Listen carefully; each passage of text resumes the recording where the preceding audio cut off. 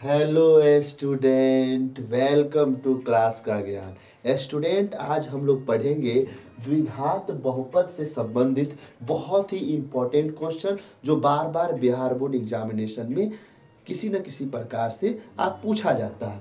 तो क्वेश्चन होगा, द्विघात बहुपद ज्ञात करें जिनके शून्यकों या मूलों का योगफल और गुणनफल क्रमशः है, या मतलब दिया रहेगा। तो शून्यकों के योगफल को हम लोग अल्फा प्लस बीटा कहते हैं और शून्यकों के गुणनफल को अल्फा इंटू बीटा कहते हैं। ठीक है, करना कुछ नहीं है, सिंपल सा फंडा है। आपको यहाँ पर अल्फा प्लस बीटा दे रखा है और यहाँ अल्फा इंटू बीटा दे रखा है। करना क्या है, सिर्फ और सिर्फ मान को पुट करना है। तो सबसे पहले बच्चों क्या करना है, अकॉर्डिंग टू क्वेश्चन लिखेंगे शून्यकों का योग, क्या alpha plus beta equal to क्या दे रखा है, √2 दे रखा है। और शून्यकों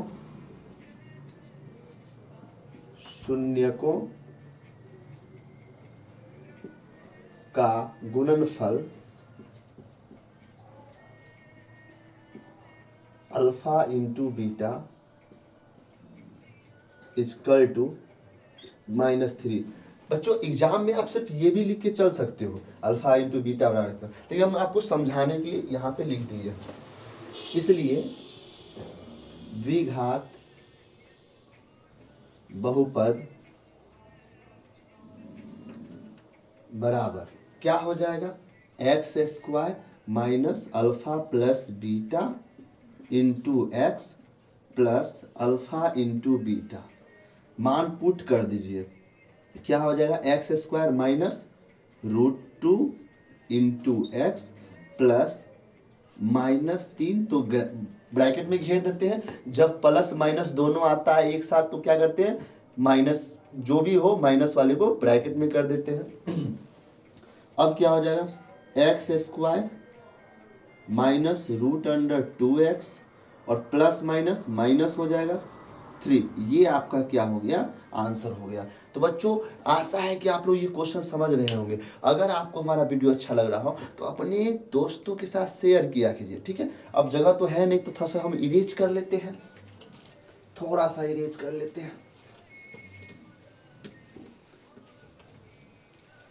अब क्या करना है स्टूडेंट, हमारा नेक्स्ट क्वेश्चन है ये। तो सबसे पहले लिखेंगे अल्फा प्लस बीटा बराबर क्या, -1/4 और अल्फा इंटू बीटा बराबर क्या दे रखा है, 2/3 दे रखा है ना बच्चों, 2/3 दे रखा है। अब हम लोग क्या करेंगे, फॉर्मूला पे पुट करेंगे। द्विघात बहुपद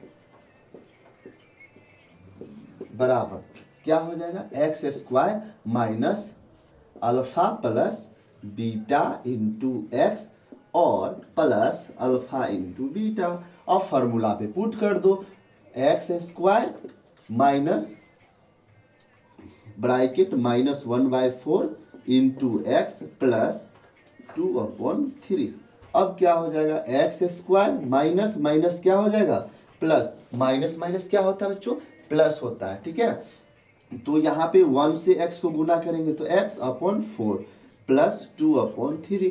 अब आपको एलसीएम तो लेने आता होगा, तो एलसीएम जब लोगे तो यहाँ नीचे कुछ नहीं तो क्या है, 1। इस तीनों का एलसीएम लोगे तो 12 आ जाएगा।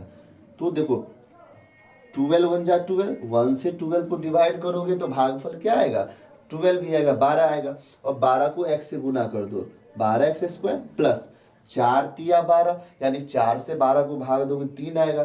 तो यहाँ पे हो जाएगा 3x प्लस 3 3 से 12 को डिवाइड करोगे तो 4 आएगा, तो 4 2 जा 8 और बराबर में दे देते हैं 0। अब ये जो भाग में है वो गुना में जाके क्या हो जाएगा, गुना में जाकर 0 हो जाएगा। तो हमारा आंसर क्या आ जाएगा, 12x² प्लस 3x और प्लस 8। ये हमारा आंसर हो गया। बच्चों आशा है कि आप ये क्वेश्चन समझ रहे हो। अगर आप क्वेश्चन नहीं समझ रहे हैं तो आप कमेंट कर सकते हैं और अपने दोस्तों को शेयर कर सकते हैं। नेक्स्ट जो क्वेश्चन है, नेक्स्ट क्वेश्चन है 0 और 1। तो यहाँ पे क्या कर देंगे, 0 यानी अल्फा प्लस बीटा बराबर 0 और अल्फा इंटू बीटा बराबर 1। तो यहाँ पर क्या लिखेंगे, इसलिए द्विघात बहुपद, फिर वही formula x square minus alpha plus beta into x और प्लस अल्फा इंटू बीटा। बच्चों कुछ बच्चों का कहना होगा कि सर एक ही चीज बार बार क्यों, फॉर्मूला बार बार क्यों लिखते हैं। आप लोग भी आदत डालिए, बार बार फार्मूला लिखने से क्या होता है कि फार्मूला आपको याद नहीं करना पड़ता है, वो डायरेक्ट आपके जहन में बैठ जाता है ना। करत करत अभ्यास जन्मति जात सुजात, ठीक है। उसी तरह यहाँ पे ये होता है।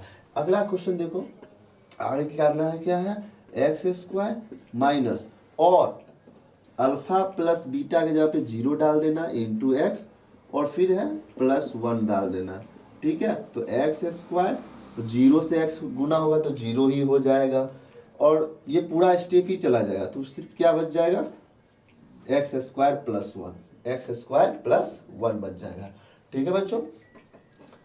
यहाँ तक हो गया। और ये लास्ट वाला सवाल हम आप लोगों पे छोड़ देते हैं, आप लोग खुद से डील कीजिए और कमेंट कर दीजिएगा अपना आंसर। क्लास कैसा लगा जरूर बताना, लाइक भी जरूर करना, ठीक है। तब तक के लिए बाय बाय।